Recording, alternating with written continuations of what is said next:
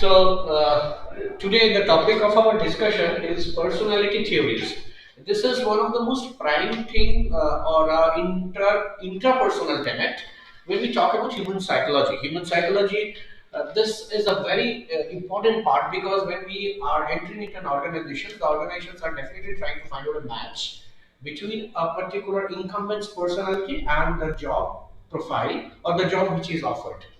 So, personality stands as one of the cornerstone theories in the study of organizational behavior. And therefore, of its prime importance, the personality has always been a very intriguing area among the psychological as well as management researchers. So, today we will be talking about personality theories, a part of personality theories. The first thing what we want to say is what exactly is personality or how do we define personality? What exactly is personality? Great. Now, different people have different opinions about it. Some people say maybe somebody says that this person has a very good personality. In fact, then some people say that wow, the persona is very fascinating, charming. But what exactly is this personality? Some people say it may be the internal things which we are talking about, or the external things, the external looks, or the way the person carries himself in a very integrated way. Well, the correct definition would have been that personality is a sum total of all the inner and the outer behavior of a particular person, which is understood by the external one. For example, some of the internal things, what do you mean by internal things? Internal things, first we'll talk about rather external things. External things means the height, the dressing, the way they communicate. Now, external means what? The others can easily refer to that. So when a person speaks, we can say, okay, this person speaks very nicely, or is very eloquent, has a grasp on the words, and is very influencing. When you talk about a person who has a very good physique, okay, we say, wow, the personality is very good. So these are the things which can be referred by outsiders. So these are the external traits. There are certain internal traits which we are talking about. That is the understanding of life, the various values. For example, suppose when we talk about a person, if you go and enter in his chamber, you see that it's very tidy, the way it's very organized, the way he carries not only himself, the organization. Sorry, talking about office. The office furnitures are everything is at its place. And you step inside, there's a very good smell. Pens are kept on a pen. All there are distinct points where the pens have been kept. The files are numbered properly and they're kept so very organized.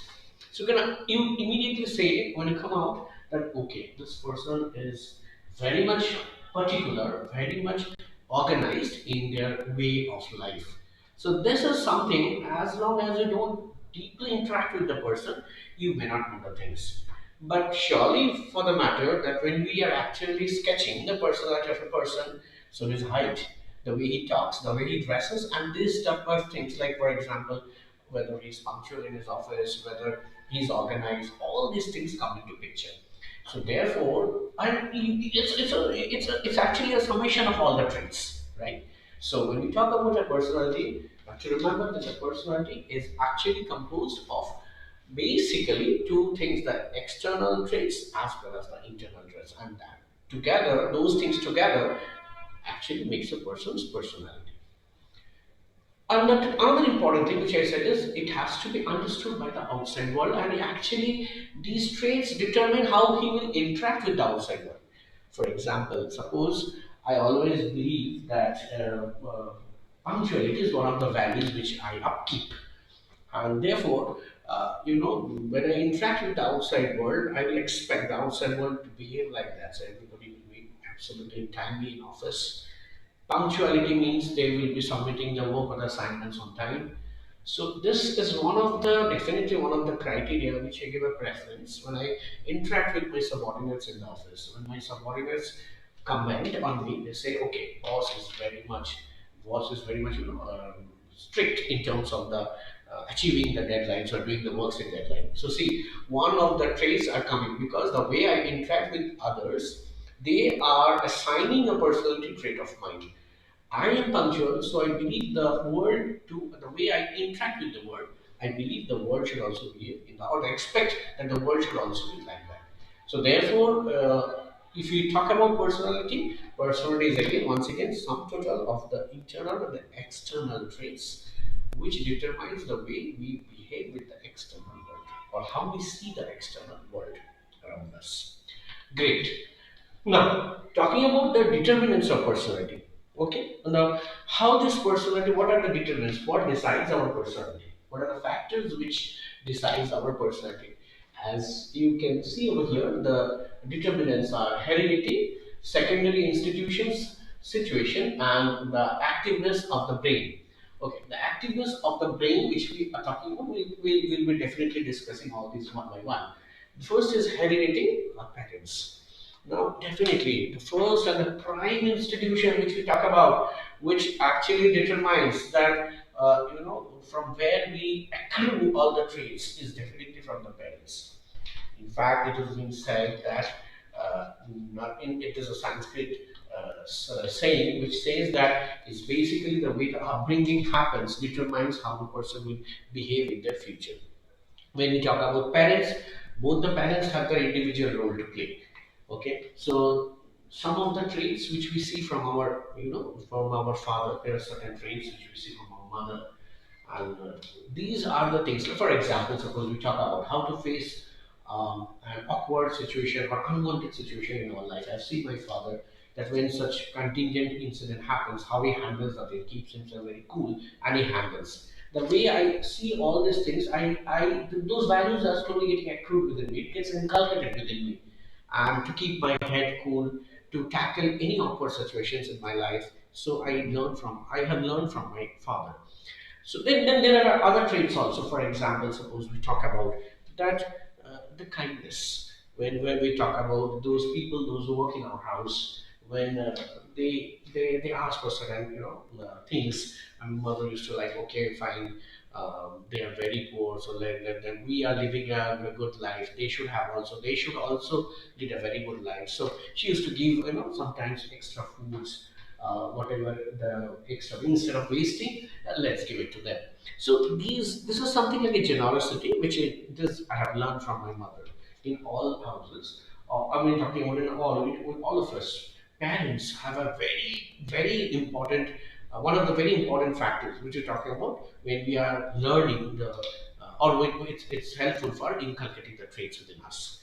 So both the parents are important. In single parent house, there is always a challenge because the single parent has to play both the roles. Interestingly, which we talk about, all the traits which we talk about, some of the traits are masculine traits, some of the traits are feminine traits. I'm talking about traits, not the person. Like, for example, a macho person can also have a combination of masculine traits and feminine traits, okay? Or effeminate person can also have a combination of a masculine trait or the feminine traits. So what are these masculine traits? Just for example, just now I said that the stability of mind, the strength, okay, how to face the situations in life. So these are the masculine traits. When we talk about generosity or when we talk about kindness, when we talk about orderliness, all these things are basically just an example. So these are feminine traits. So the dimensions or the proportion to which we are learning these things are dependent on how our parents behave in our house in that way. So this is definitely an observational way of learning, but that's true that this is the primary determinant from where we actually, which determines our personality in future because we accrue those traits. Now I have given you one thing, heredity. Now, why this is kept separately, heredity, and why parents? I mean, which you talk about, they are pretty good connected with each other. Let me tell you, when talking about parents, parents are father and mother, right? But when you talk about heredity, it actually passes one generation. Like, for example, in some houses, we can see the grandfather, grandmother. It's a joint family. We can see the uncle and aunts. So all of them are responsible for the upbringing of the child. In fact, grandparents play a very significant role. In a house where the grandparents are there, the child, we believe that, or the psychologists believe that, these are developments and psychologists believe that the upbringing will be better because the huge, the experience of life, uh, what they have helps. What they do is they slowly pass to their grandchild, and that helps to develop a better, a sharper personality. So definitely grandparents, they do also have a role to play. I remember a Bengali movie was there, a very popular Bengali movie. It's an art film, Posto, where the depiction was that the grandparents were leaving the house. They were staying with the grandchild who was leaving the house, and the child was crying very much because the situation was something like this.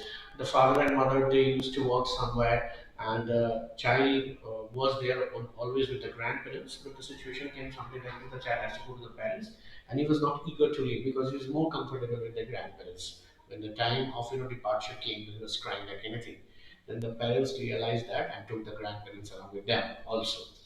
This is just a film, but the thing is that we understand how grandparents are get deeply connected with the grandchild, and that's very important because that determines the personality of the person in future.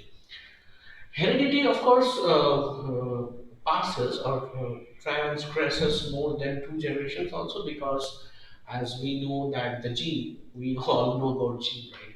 So as because it's there in the gene, right? Sometimes blood speaks. We say all these things as because it's there in the blood.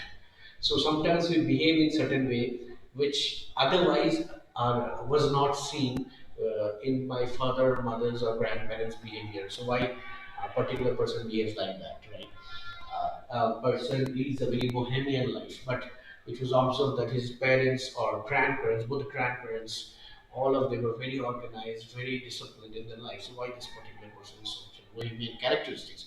Why exhibit certain bohemian characteristics? And it was observed that, or rather, it was later identified that maybe three, four generations before, great grandparent was a globetrotter or an explorer, and that characteristics was there hidden within the gene, and suddenly after three generations it from dormancy it is now active.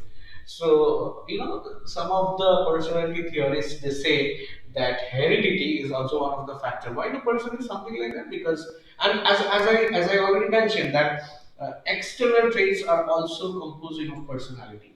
So definitely we know that the features, external features, sometimes they are dormant within our gene. It was active maybe three, four generations before, but suddenly it went dormant and it's now active within me. So if it is, the external factor is one of the determinants of personality, but definitely for sure, heredity is one of the determinant. So we understand parents immediately, father and mother. Then we talk about upbringing, yeah, parents, as in some cases when we talk about it's a family where extended family when the grandparents are staying with the family, and then heredity is again passing that, or transposing that, or you know, or beyond that, which we talk about the two generations. So great grandparents, great grandparents, like that. So they are also responsible for what we are today. That's why heredity. Secondary institution is the second point which you have written. Now, the secondary institutions. Family is the primary institution because family is that institution which we often interact. That's the when a child grows up. That's the uh, first group of people with whom he or she interacts. So, family is known as a primary institution. Then, what are the secondary institution? Is after family, who are those people with whom the child interacts? So they do have also very important effects because of determining the personality of the person. Great. What are they? What are we talking about? The secondary institution, the first thing is of course school, because the child is 3 4 years old, and then the parents they what they do is they take their ward and they're admitted in a school. And the first day they will cry because it's completely an alien environment for them, and slowly they will start liking the teachers, liking the friends.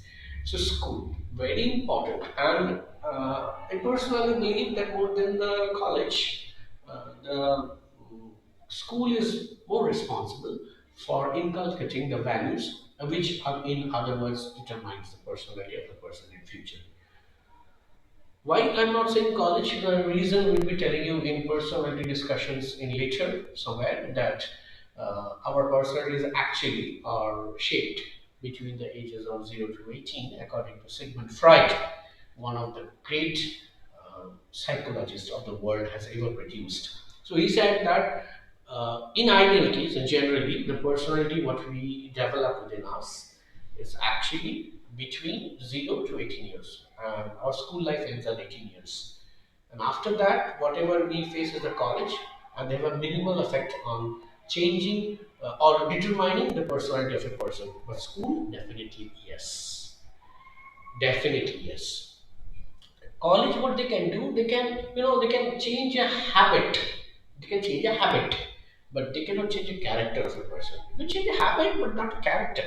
But the basic character which we talk about is already developed in the school days. So school is the prime most secondary institution. I repeat, it's one of the most important secondary institution that's responsible for the value inculcation or internal personality, one of the important factors of personality determinant. Great. So, and what are the other secondary institutions which we are talking about? Well, other secondary institutions are friends, because when we go to school, apart from the teachers, they are the people with whom we interact. We some of the learning process which happens are very active, very overt, and some of them are very, in a way of an observational sort of a learning. So the when you talk about the friends are definitely one of the sources, one of the secondary institutions which we talk about. They're responsible for the determinant of personality of ours. We observational learning, because yeah, any behavior which is awarded, any behavior of them which is being praised, we try to follow that, and what is rebuked, we try to not follow that, and so that way. And in fact, that when a person reaches the teenage, in the Freudian stages of development of human psychology, we see the development cycle that whenever the person reaches a stage of in the process of personality development, when they reach the stage of a phallic stage, the friends plays a very, very vital and important role, and that's the time when they slowly move towards the puberty, where the friends have a very influential role. So yeah, secondary institutions, we are mainly talking about this one, the school, and the second one is parents. Well, there are other secondary institutions as well, like the religious institutions, because when a person regularly goes and attends a Sunday church, or goes for attending a Friday mosque where the khutbah is given, the priest or regularly goes to a satsang or temple, or visits a gurdwara where the verses or the morals of the life are divulged, discussed.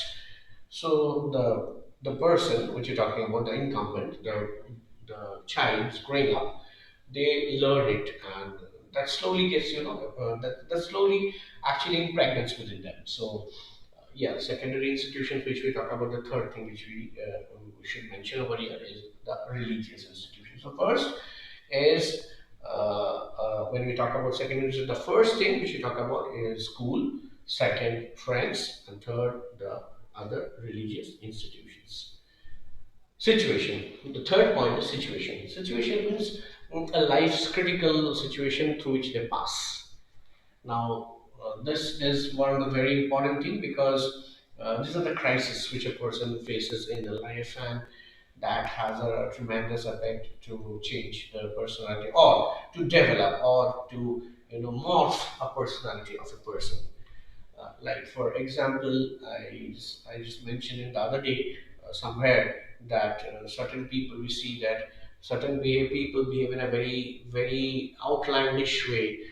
The reason is that the situation what they have faced in the process of their upbringing, they have seen that maybe the parents are actually struggling to run the family. The mother works beyond, went from morning to till late, evening, because she has to work on various houses, because the father, which you're talking about, father of that particular person, his income is not much, and he boozes daily. So the mother has to take in charge of the house, and she actually sweats to run the family. So this is a situation which makes the person learn that respect, or respecting woman, right? Respecting woman, and in the future, in his life, when he grows up, he knows that woman also has can equally play a role in running the family when the man is not that active. Otherwise, also that sort of a gender domination slowly goes from their mind, and it's definitely one of the character which shapes their personality. So situations are different situations. A person who is very, we talk about, is very outdoorsy, very extrovert, flamboyant, and suddenly faces a life-threatening accident for which both the knees have to be replaced, and he is now walking on crutches. So his idea of life, that agility or maybe that outdoorsiness will change definitely. So that situation, these situations are critical situations in life, good or bad, but they do have an effect on us to morph our personality, and therefore it's one of the important personality determinants. The fourth one, which we talk about, the activeness of the brain. So the brain activeness is a very intriguing factor, and why is an intriguing factor? Because as we know, the brain is composed of two hemispheres, left and right, and the psychologists they say that both the hemispheres at a single point of time are not active at the single. When the left one is more active, the right one is little active, and when the right one is more active, the left one is little active. Right? And some people, we mentioned, the psychologists, they mentioned the left brain person, right brain person. The left brain basically means that the left brain for that person, left brain is more active. Doesn't mean that the right brain is not active, but the left brain works more active. And a right brain person, we said the right brain is more active. And the thing is, what's this left brain and right brain, and how does it determine the personality of a person, the activeness or the triggering of the brain? For example, suppose I'm talking about myself, and in most of the case, I am a left brain person, and I'm a left brain person. If somebody says, most of the time, the decisions which I make is because of the activeness, more activeness of the left brain.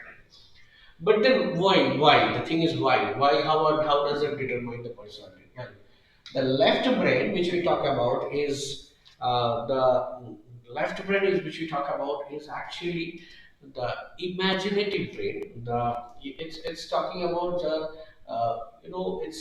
it's basically loves to imagine or takes the things in a very what you say, inquisitive way, intuitive way, experimental. So those people, those who are more left brain, they have a tendency to be adventurous, to experiment the things what they are not seeing, but they have a presumption ideas of, okay, this can happen, this can be. They are artistic, they are, as I said, imaginative. So the left brain persons are generally very good, painters. They are good story writers.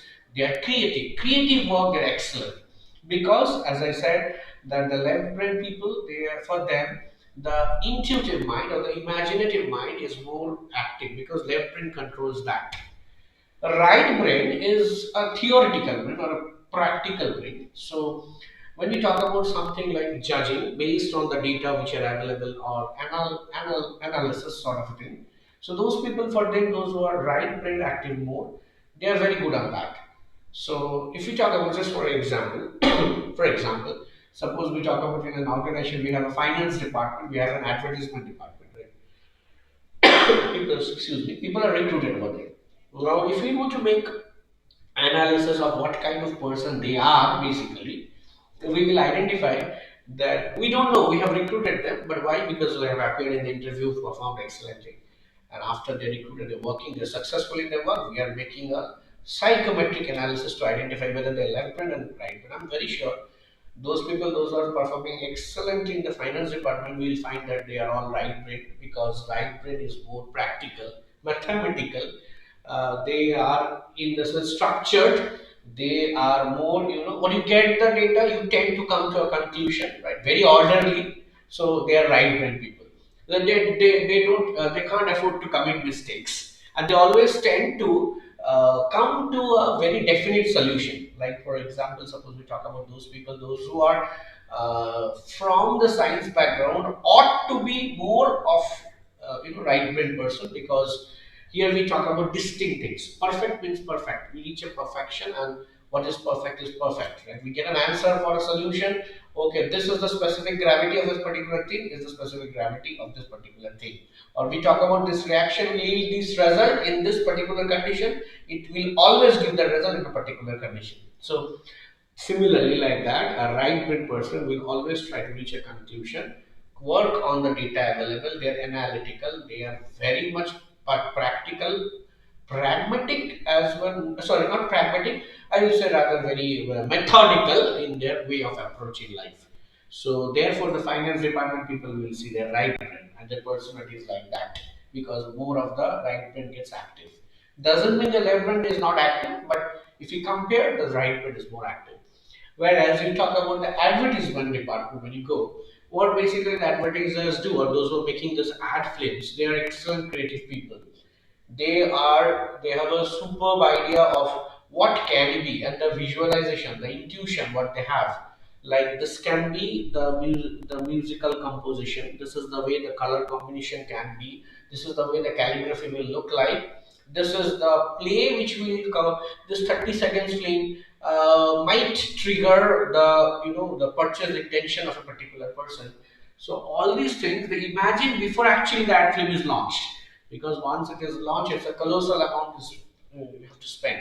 So before that, they do a lot of testing to identify, okay, I'm going to get of an intuitive work. So these people, they have no future data and they don't know whether that thing is the correct solution, but they have an idea that this is the way the intuitive mind says that this is the correct thing, this can yield better results, this is the thing. So when you talk about the left brain people, they ought to be more creative in nature. Another very important thing of the left brain people are that the left brain does they don't always try to reach a particular solution. They say that a particular solution can be reached in different ways. For example, if we are solving out a Fourier series analysis, or we talk about a mathematical function, we reach to a particular conclusion. We check the copy, and this copy right answer is correct. Is correct. If it's not, it's not. Sometimes we give sympathetically, we give some marks on steps, but the answer is wrong. Whereas when we talk about the left brain, as I said, those are creative people, they say there is no particular way to achieve excellence. There can be, we can go to very close to excellence, but we can never achieve excellence. For example, let's talk about a subject for English. Whatever effort we can give, we write, the teacher always used to give us 9.5 out of 10 or 98 out of 100, but never 100. I say theory papers, we cannot give this much marks. The thing is that when you talk about that, the creative mind, it can reach towards perfection, aim towards, tends to, like we used to use this particular, the notation in maths, yeah, tends to infinity, going towards perfection, but never reaching perfection. That's the beauty of the left brain. So the left brain people you can see in the office. We talk about if you go to an office, we can see the PR executive, the advertisement department, we talk about the training and placement of officer. Ideally, we talk about, or maybe in a school when you go, the teacher, those who are of humanities background, so they are all ought to be left brain. Whereas those who are in an office, they're in the finance department, or those who are in a production manager, those who are quality manager, because quality means this aspect of the quality is satisfying means this lot is accepted or this lot is rejected. We are doing a sampling, acceptance sampling, this is accepted, this is rejected. So it is always perfect. So a quality manager should be, methodical, right brain. And in school, if you go, the science teachers ought to be right brain. So the thing is that we don't know all these things, but the thing is the activation of brain sometimes determines what kind of people we are and how the way we will interact with the outside world. So that's another very intriguing factor of personality which I'm talking about. So with this is the first day of our discussion of, in the future we will be talking about more about what are the things we like. For example, the stages of personality development. What are the various stages? As I mentioned that one of the pioneer theories of not only personality but psychology, and one of the revered, one of the what are the most um, honored psychologist of the world, Sigmund Freud. He gave his idea of development in developmental psychology. He gave an idea of the Freudian stages. How, see, personality development is not a one-step process. Like it happens and it is. It is a slowly, it is slow stage, right? From 0 days to 18 years. 0 days to 18 years. The person slowly develops, accrues the various traits, various values, and slowly the personality develops. So in the future, we will be talking about that. So that's for the class today, and we'll meet next. Thank you so much for your patience here.